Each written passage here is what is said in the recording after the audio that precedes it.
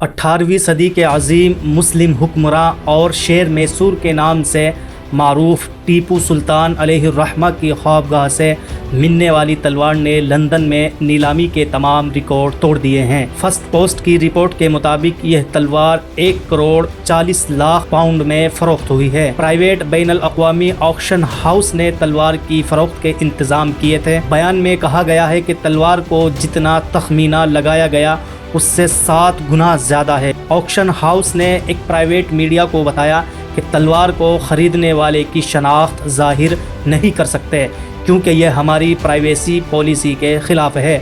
بیان میں مزید کہا گیا ہے کہ تلوار کو اس دور میں اقتدار کی علامت سمجھا جاتا تھا۔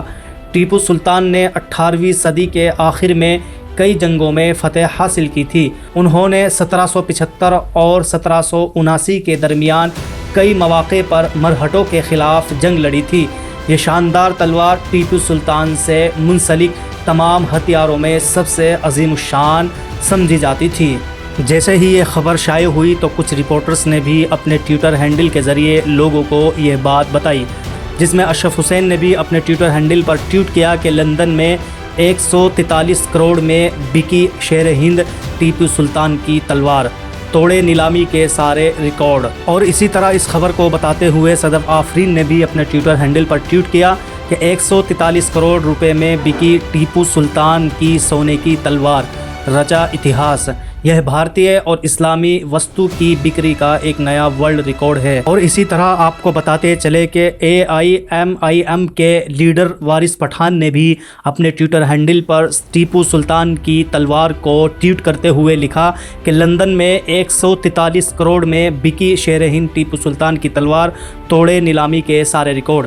اس تلوار نے بڑے بڑے سورماؤں کا گھمنڈ توڑا تھا۔ یہ بھارتی اور اسلامی وستو کی بکری کا ایک نیا ورلڈ ریکارڈ ہے۔ اور اسی طرح آج تک نے بھی اس خبر کو اپنی آفیشیل ویب سائٹ پر پوسٹ کیا کہ ٹیپو سلطان کی تلوار برطانیہ میں ہوئی نیلام، بنایا ریکارڈ۔ ٹیپو سلطان نے 1782 سے 1799 کے بیچ شاسن کیا تھا۔ یہ تلوار ٹیپو سلطان کے نجی کمرے سے ملی تھی۔